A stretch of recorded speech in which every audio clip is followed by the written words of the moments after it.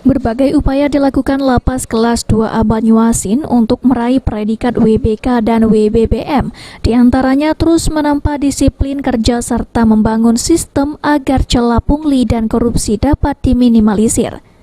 Kanwil Kemenhumham Sumatera Selatan menjadikan Lapas Kelas 2A Banyuasin sebagai pusat deklarasi untuk pegawai di 3 lapas. Penunjukan tersebut disambut baik oleh Kepala Lapas Kelas 2A Banyuasin Ronaldo De Vinci, berharap ke depan lapas yang dipimpinnya dapat segera meraih WBK dan WBBM.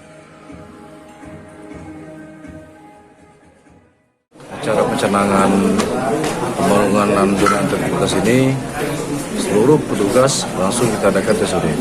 Itu langkah konkret kenyataan dulu kita laksanakan.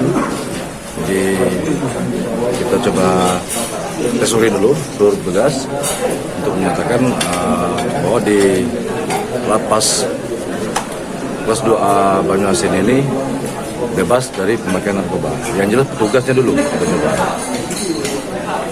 Untuk ada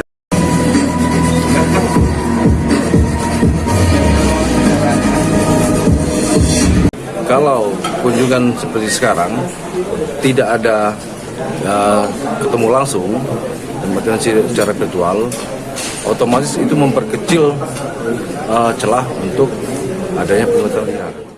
Deklarasi janji kinerja dan komitmen bersama pencanangan wilayah bebas korupsi dan wilayah birokrasi bersih dan melayani disaksikan langsung oleh Kapolres Banyuasin AKBP Imam Tarmudi, Kejari Banyuasin Muhammad Jeffrey, Ketua Pengadilan Negeri Banyuasin Yudi Nopriyadi, serta Asisten 3 sekaligus Ketua Harian BNK Banyuasin M. Yusuf. Total sebanyak 246 pegawai yang melakukan deklarasi di 3 lapas yang terdiri dari 90 pegawai Lapas Kelas 2A Banyuasin, 86 pegawai Lapas Kelas 2B Narkoba Serong, dan 70 pegawai Lapas Kelas 2B Sekayu. Diharapkan masing-masing kepala lapas perwakilan pegawai melakukan penandatanganan komitmen WBK dan WBBM. Sulaiman, PAL TV.